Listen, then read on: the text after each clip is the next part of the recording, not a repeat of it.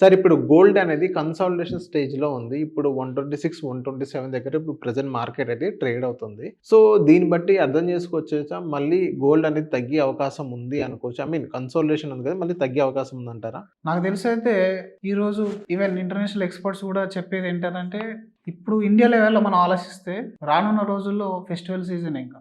ఇప్పుడు మళ్ళీ పెళ్ళిళ్ళు స్టార్ట్ అయిపోయినాయి. విపరీతంగా ఇండియా లెవెల్‌లో మొత్తం ఫంక్షన్స్ స్టార్ట్ అయిపోయినాయి కాబట్టి, జనరల్‌గా అయితే ఇప్పుడు తగ్గే ఛాన్సెస్ కంటే పెరిగే ఛాన్సెసే ఎక్కువున్నాయి. ఎవరైతే 130లో ఉన్నారో వాళ్ళంతా ఇప్పుడు చేతులు బాగా దగ్గర పెట్టుకొని వెయిట్ చేస్తున్నారు యాక్చువల్‌గా. ఇది 130లో కొన్నాం మళ్ళీ 120కెళ్ళింది. ఇలా తగ్గుతుంది, పెరుగుతుంది అనిశ్చితి ఏంటి అని.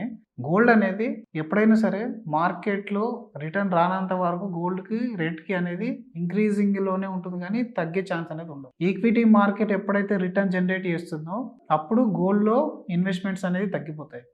మీరు ఈ ప్రపోర్షనేట్‌ను గ్రాఫ్‌లో చూడొచ్చు మంచిగా. గూగుల్‌లో కొట్టేస్తే గోల్డ్ వర్సెస్ నిఫ్టీ అని గాని, సెన్సెక్స్ గాని కొట్టండి. మీకు ఎక్కడెక్కడ ఈక్విటీ పైనకెళ్తుందో అక్కడక్కడ గోల్డ్ రేట్ తగ్గుతుంది.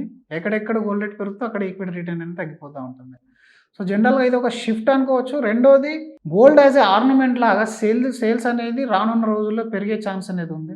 And over the next 3-5 years ఎప్పుడైనా సరే మనం ఈక్విటీని గాని, గోల్డ్ రేట్‌ని గాని next few days, few months కంటే ఫ్యూ ఇయర్స్ గురించి ఎక్స్‌పెక్టేషన్ చెప్పమంటే చాలా బాగా చెప్పగలుగుతారు. మీరు ఆ విషయాన్ని గాని అర్థం చేసుకొని దాని ప్రకారం ఇప్పుడు మీ పోర్ట్‌ఫోలియోలో బేరేజ్ చేసుకుంటా కాస్త ఈ పర్సెంటేజ్‌ను తగ్గిస్తూ పెంచుకుంటూ వెళ్ళిపోతే ఓకే.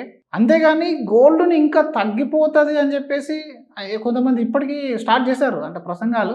గోల్డ్ తగ్గిపోద్ది, చాలా తగ్గిపోద్ది, సిల్వర్ అనేది పెరిగిపోద్ది అనగానే మళ్ళీ షిఫ్ట్ అనేది అనవసరంగా సిల్వర్‌లోకి స్టార్ట్ అవుతుంది. సిల్వర్‌లో అసలు ఆ స్టార్ట్ ఇంకా కానే లేదు. గోల్డ్‌ని, సిల్వర్‌ను ఎప్పుడైనా లాంగ్ టర్మ్ యావరేజ్ ప్రకారం మీరు ఇన్వెస్ట్‌మెంట్ చేయాలి.